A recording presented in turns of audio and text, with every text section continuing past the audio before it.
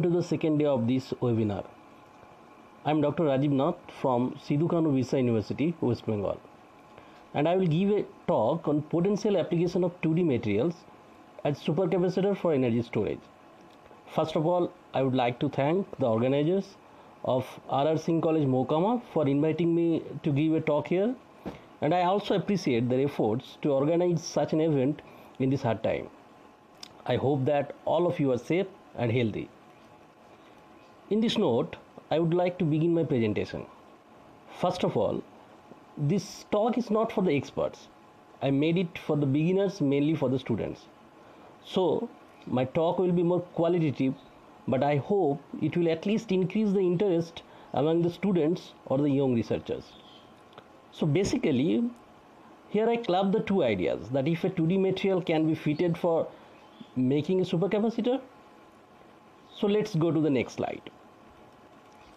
My talk will be based on 4 topics. Firstly, why do we need a supercapacitor? What is the problem with the conventional one?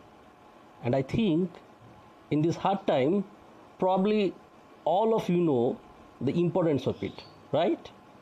You need your mobile to be charged once and use it for a very long time. But is it the case? So maybe we need something better than the conventional ones.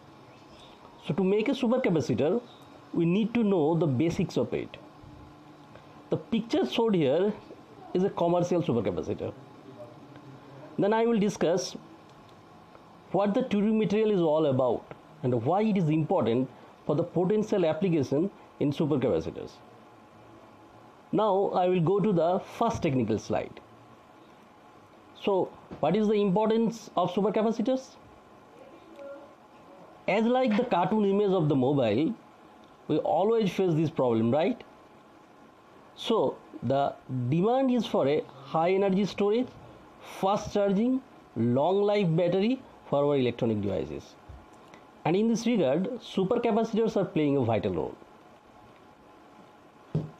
Now, if you carefully look into the graph between energy density versus power density of an energy storage device, you find that the fuel cells and conventional batteries have high energy density but less power density. That is the basic difference between a battery and a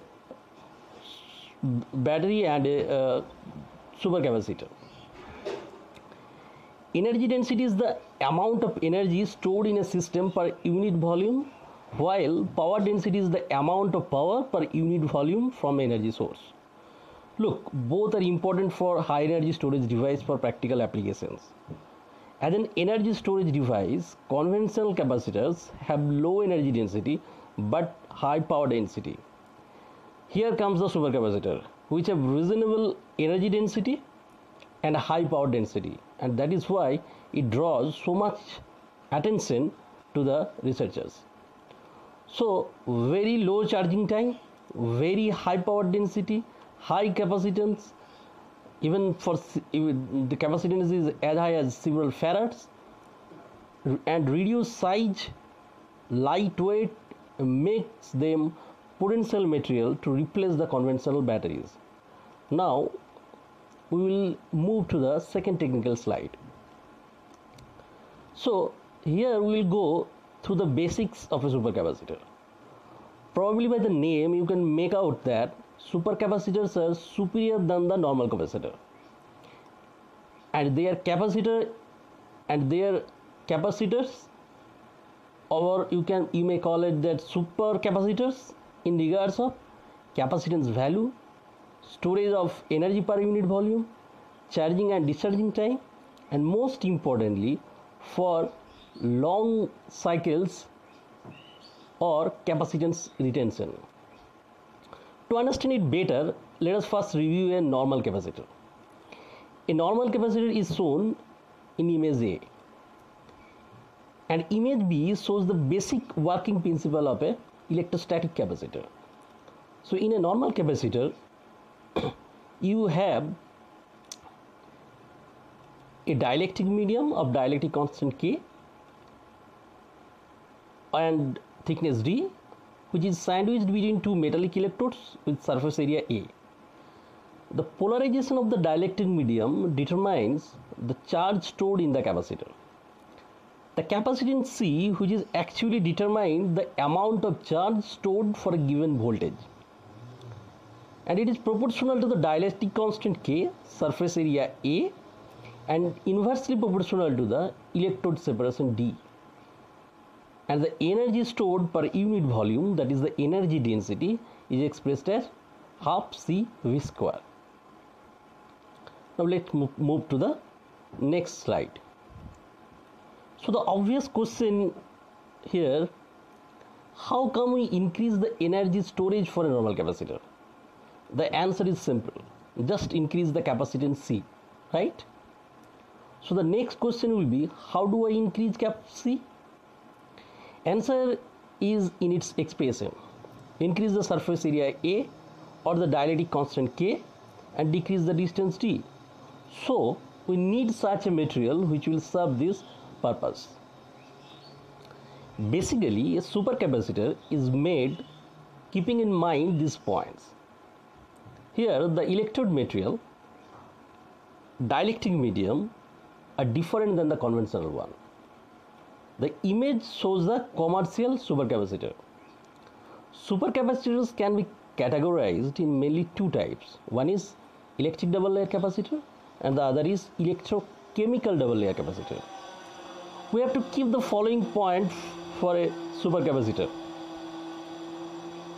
First, conventional dielectric is not used for making a supercapacitor. Number two, electrolytes are used between carbon electrodes or metal oxide or polymer electrodes. Number three, high capacitance is due to the formation of electric double layer. It is slightly different from the electrostatic polarization. And this electric double layer actually forms in the interface between the electrode and the electrolyte. Let's move to the technical slide 4. Here I will give you an overview on how does a supercapacitor work. Images A and B shows the 2D and 3D view of a supercapacitor. Image C is basic mechanism of charge separation inside a supercapacitor by forming an electric double layer. So from image A and B, we can see that supercapacitor also contain two metal plates like the conventional one, but coated with the porous material known as activated carbon. They are immersed in an electrolyte. Electrolyte means ionic solution. And they are made of positive and negative ions dissolved in a solvent. One plate is positive and the other is negative. During charging, ions from the electrolyte accumulate on the surface of each carbon coated plate. During this process, each electrode ends up having two layers of charge coating. That is called the electric double layer. Supercapacitor uses a dielectric material to separate two carbon-based electrodes, which not only acts as an insulator but also has some electrical properties that may affect the performance of supercapacitors. In supercapacitors, there is no transfer of charge, and these charges are stored differently from electrostatic one. When a voltage is applied across the terminals, an electric field is created, and this electric field in the electrolyte causes the polarization in the medium. So the ions actually diffuse through the dielectric to the porous electrodes of opposite charges. Thus electric double layer is formed at each electrode. As a result, distance between electrodes decreases and surface area of electrode increases. The formation of electric double layers shown in image C. For electric double layers, the capacitance is originated from the accumulation of charges at the electrolyte interface. Therefore, controlling the specific surface area and pore size and enhancing electrical conductivity are the effective ways to achieve a high storage capacity. Electric double layer capacitance is determined by the thickness of the double layer formed at the electrode electrolyte interface, and typically they are of few nanometer. The thickness of the double layer is much smaller than that of the separator, indicating that the electric double layer capacitor must have a much higher capacitance than that of the conventional capacitor. The energy storage capacity depends on the active material used in the electrolyte, the surface area of the electrode, and the utilization rate of microholes in the porous electrode. Now we will move to the next slide. Here we will discuss why do we need 2D materials for supercapacitors. Before that, we have to have some basic ideas about them. 2D materials are generally layered materials, and the layers have weak van der Waals interaction. So you can easily peel off each layer. Now, if you have a single atomic layer of the material, then you get a 2D material. These atomically thin layers can be very useful for different applications. Probably you have heard about graphene, right? Which is one of the most useful 2D materials. It is actually a one atom thick layer of graphite which shows extraordinary electrical, mechanical and thermal properties. Electrons in graphene moves much faster than any other materials and due to that it is a huge room temperature mobility. It is a linear energy momentum relations compared to the other electrons which have a quadratic energy momentum relation, right? Image A shows one exfoliated graphene on SiO2 Si substrate. Here SiO2 is the oxide layer on top of the silicon substrate. And image B shows the schematic structure of the graphene having honeycomb lattice with sp2 bonded carbon atoms. Here exfoliated means the mechanical peeling of 2D materials, and I must say you have to expert on this, otherwise you will not get a thin layer. But graphene is not only one example of 2D materials, there are lots of others which I will discuss on the next slide. Beyond graphene we have many interesting 2D materials. Some of them are insulators like hexagonal boron nitride. Image A shows the exfoliated HBN on SiO2 Si substrate. It is very good dielectric which is generally used for making field effect transistor having 2D materials as a channel. Other class of 2D materials are transition metal dichalcogenides. They generally pronounce in a short TMDCs.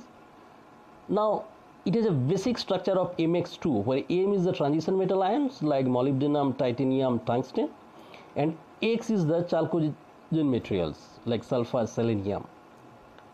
So in principle you can have a 2D TMDCs like MOS2, MOSE2, WS2, WSE2. So you have many combinations of 2D materials. Now TMDCs can be metallic, semiconducting and even superconducting. Image B shows the exfoliated MOS2 and image C shows its crystal structure. The properties of 2D materials depends on layer thickness and the number of transition metal d electrons.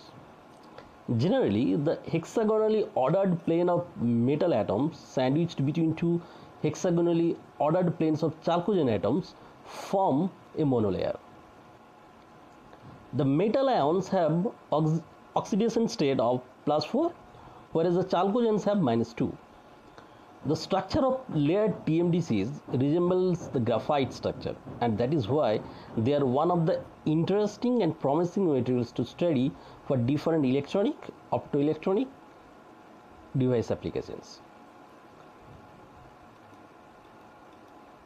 Hope we have now a basic idea about 2D materials. So let us move to the next slide. So now we will attend the question, why do we need 2D materials for supercapacitors? So remember the equation of capacitance, that is C is equal to K epsilon 0 A by D, right? So it's proportional to the surface area of the electrodes, that is A, and inversely proportional to the electrode distance D, and also proportional to the dielectric constant K. So if you use a 2D material and electrodes, then it will have larger surface area A, and if you use it as a dielectric, then the distance between the electrodes D decreases, and as it is a one atomic unit thick layer, so effectively your electrode distance is several angstroms to few nanometer.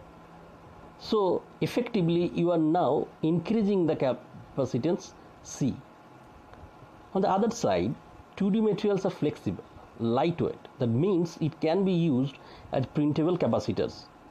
And most importantly, you can have a high packaging density. High packaging density means in a very smaller area you can incorporate many electronic devices. So you can make supercapacitors like the cartoon image based on 2D materials. For example, graphene is preferred over activated carbon electrode in supercapacitors due to its high surface area, lightweight, elasticity, and the stability. In the next sections, we will discuss on supercapacitors made of these 2D materials. Let us move to the next slide.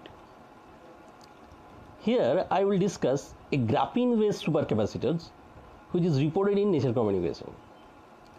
Images A to E is showing the procedure to make a graphene-based supercapacitor.